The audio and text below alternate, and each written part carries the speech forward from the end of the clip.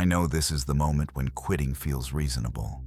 I see how tired you are, how heavy everything feels, how tempting it is to believe that letting go would finally give you relief. You tell yourself that maybe this season is a sign you took a wrong turn, that if it were truly meant to work, it wouldn't hurt this much. But listen to me carefully. Difficulty is not evidence of absence. Struggle is not proof that I have left. And hardship is not my way of telling you to give up. I see the effort you've been pouring out with little visible return. I see how you've prayed before and still ended up disappointed. How hope feels risky now because you've been let down so many times. You are not weak for feeling this way. You are weary. And weariness has a way of distorting truth until it sounds convincing. When you are tired, quitting whispers like wisdom. But I am asking you not to walk away from what I am still working on. There are moments when the pressure increases, not because you are failing, but because you are close. Close to growth you cannot yet see. Close to clarity that is not yet formed. Close to a strength you have not yet needed before. I know you want relief, and I do not ignore that desire. But relief is not always the same as rescue. Sometimes what you need most is not escape from the hard thing, but deeper connection with me in the middle of it. When I tell you not to quit in hard times, I am not asking you to force yourself forward in your own strength. I am not telling you to pretend you are okay when you are not. I am inviting you to shift where your energy goes. You have been fighting exhaustion with effort. You have been meeting pressure with more pressure, and it is draining you. This is the moment to pray harder, not louder, not longer out of obligation, but deeper, more honestly, more dependently. Praying harder does not mean perfect words or endless repetition. It means bringing me the part of you that is tempted to give up instead of hiding it. It means saying what you are actually afraid of losing. It means admitting where you feel angry, confused, or disappointed with me. I am not fragile. I am not offended by your honesty. What distances you from me is not doubt. It is silence. Prayer is where you stop carrying the weight alone. I see how you are tempted to measure this season by how much progress you can see. But I am doing work beneath the surface that cannot be rushed. Roots grow in darkness. Muscles strengthen under resistance. Faith deepens when outcomes are unclear.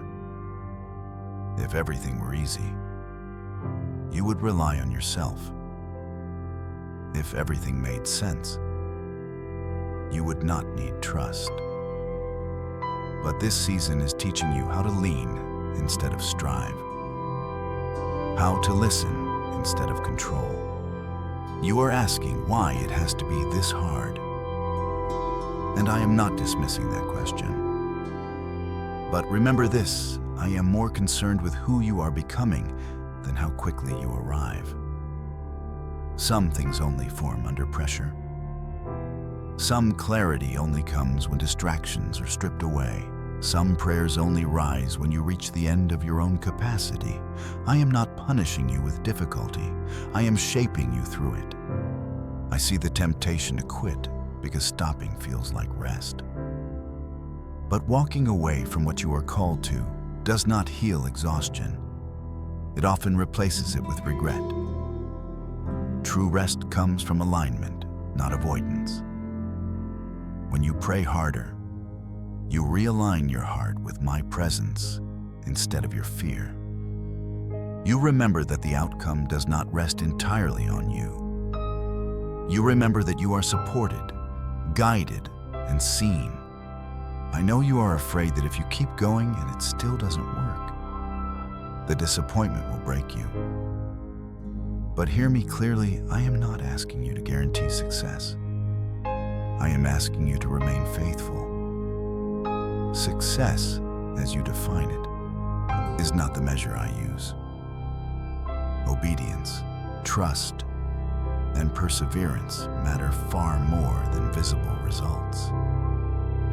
And none of those are wasted, even when the path feels unclear.